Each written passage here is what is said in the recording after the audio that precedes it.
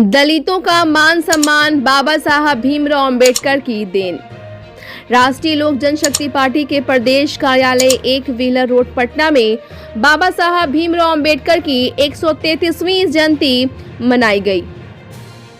उक्त अवसर पर राष्ट्रीय लोक जनशक्ति पार्टी के कार्यकर्ताओं एवं नेताओं ने बाबा साहब भीमराव अंबेडकर के तैलचित्र पर माल्यार्पण कर श्रद्धांजलि एवं श्रद्धा सुमन अर्पित की। उक्त अवसर पर अंबिका प्रसाद बीनू, राष्ट्रीय महासचिव दलित सेना सह प्रदेश उपाध्यक्ष राष्ट्रीय लोक जनशक्ति पार्टी ने कहा कि आज जो ऊंचे ऊंचे पदों पर दलित समाज के लोग बैठे हैं वह बाबा साहब भीमराव अंबेडकर की ही देन है, जिन्होंने दलितों को आरक्षण दिलाने का काम किया।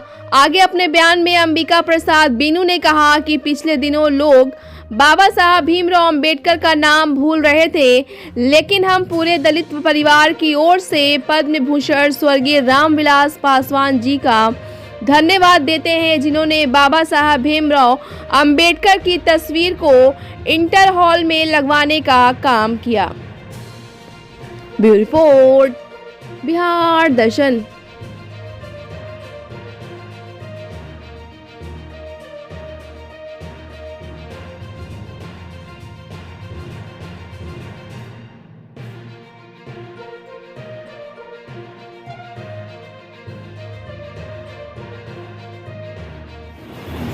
तो आप हैं बीनू जी, क्या शुभ नाम हुआ पर पूरा? अंबिका प्रसाद बीनू, राष्ट्रीय महासचिव दलित सेना और प्रदेश के उपाध्यक्ष हैं लोक जनशक्ति पार्टी। अच्छा, आज जो है ये मनाया जा रहा है आपको ये अंबेडकर जयंती, यहाँ पर मैं क्या कहना चाहेंगे इस शुभ अवसर पर में?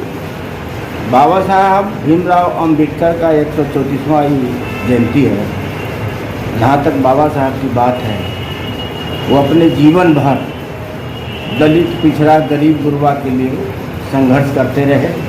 आज बाबा साहब का ही देन है ये ऊंचे ऊंचे पदों पर जो दलित समाज, गरीब समाज, पीड़ित समाज के लोग जो बैठे हुए हैं, उनके आरक्षण के बल पर ही आज ऊंचे कुर्सी पर लोग विराजमान हैं।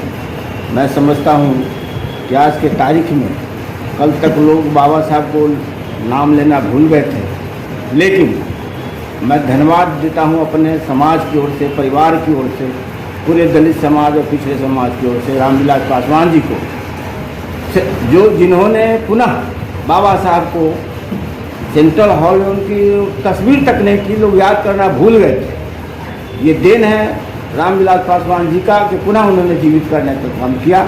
जहाँ तक बाबा साहब की बात है, बाबा साहब जब तक रहे गरीबों की लड़ाई लड़ते रहे। एक नारा उन्होंने दिया था, संघर्ष करो, शिक्षित बनो, संगठित रहो। आज हम सब उनके इस जयंती पर, समारोह पर हर साल बड़े धूमधाम से मनाते हैं। चूँकि चुनावी समय है, इसलिए आज हम लोग कम संख्या में आपको दिखाई दे रहे हैं। अच्छा, ये बताइए, अभी जो संविधान बदलने की बात कर रही है भारतीय जनता पार्टी, क्या कहना चाहेंगे? संविधान, इस धरती पर कोई माई का लाल ऐसा नहीं पैदा हुआ कि संविधान को बदल सकता है, लेकिन कुछ लोग इस षड्यंत्र कर रहे हैं, लेकिन उनका षड्यंत्र कामयाब नहीं हुआ। संविधान जो बाबा साहब ने लिख दिया है, वो किसी में हिम्मत नहीं है कि संविधान को बदल दे। उस संविधान को बदलना चाह रहे हैं, बदलना चाह रही है भारतीय जनता पार्टी। तो बाबा साहब का, चूँकि आप लोग एक दलित समाज से आते हैं और बाबा साहब के बनाए हुए संविधान को बदलने की प्रयास किया जा रहा है भारतीय जनता पार्टी, जिसके साथ आप एलायज हैं, तो आप उस संबंध में कुछ प्रकाश डालिए।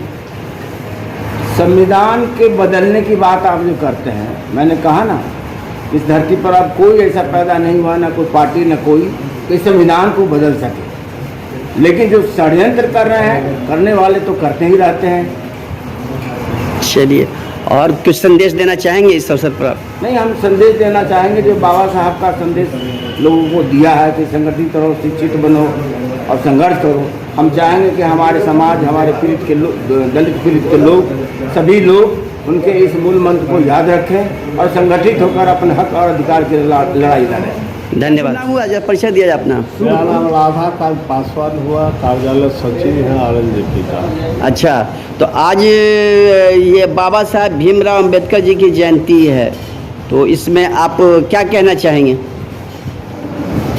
सबसे पहले तो बाबा साहब भीमराव अंबेडकर का परिचय हर इंसान जो भारत के नागरिक हैं उनके जुबान पर जब भी संविधान की बात आएगी तो बाबा साहब रहेंगे, और बाबा साहब का नाम आएगा तो संविधान है। इसलिए संविधान का एकमात्र निर्माता हमारे बाबा साहब अम्बेडकर जी थे, और उन्हीं के वजह से कोई गरीब से गरीब आदमी भी हंस रहा है, या कोई अमीर से अमीर आदमी भी इंसानियत के रूप से समाज में रह रहा है, वह बाबा साहब का देन। चलिए, क्या संदेश देंगे आप?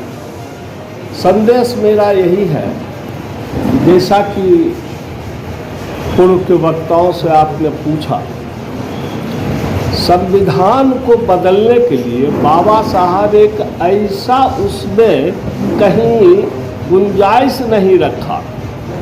आप उसमें जोड़ सकते हैं, बदल नहीं सकते हैं, और बदलने के लिए भी संवैधानिक रूप से आपको आना पड़ेगा। यही बाबा साहब का कमाल है, और संविधान बदला नहीं जाएगा। मोदी है तो कुछ भी संभव है, मोदी है तो मुमकिन है। अगर आपका ये कहना है कि मोदी है तो संभव है, मैं कहता हूँ कि नमक है तो रसगुल्ला भी संभव है। ऐसा हुआ है? तो हो रहा है, नहीं होता है सर। परिवर्तन होगा, लेकिन उसका मूल परिवर्तन नहीं होगा। अस्तित्व गायब नहीं होगा, अस्तित्व स्थापित नहीं होगा। चलिए, क्या संदेश देंगे बताइए। संदेश है कि लोगों को कि जितने भी हमारे अगरीब, पिछड़ी, गरीब, अल्पसंख्यक लोग अपने आप में एक समतामूलक समाज लाएं, सभी लोग शिक्षित बने, सुसंगठित रहें। यही बाबा साहब का संदेश है, और साथ साथ मेरा भी संदेश है।